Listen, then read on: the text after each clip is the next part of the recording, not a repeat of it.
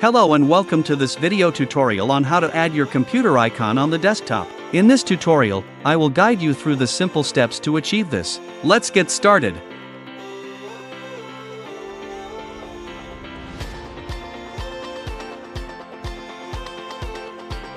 Step 1. Right-click on the desktop and select Personalize.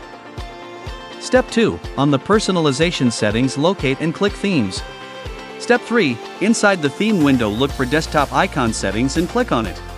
Step 4. Once the desktop icon settings pops up, just tick computer checkbox and hit apply and OK.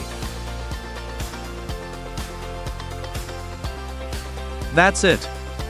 You have successfully added your computer icon on the desktop.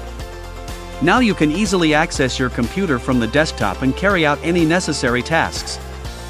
Thank you for watching this video tutorial, and I hope you found it helpful. If you have any questions, please leave them in the comments below and please subscribe to my channel to follow videos like this.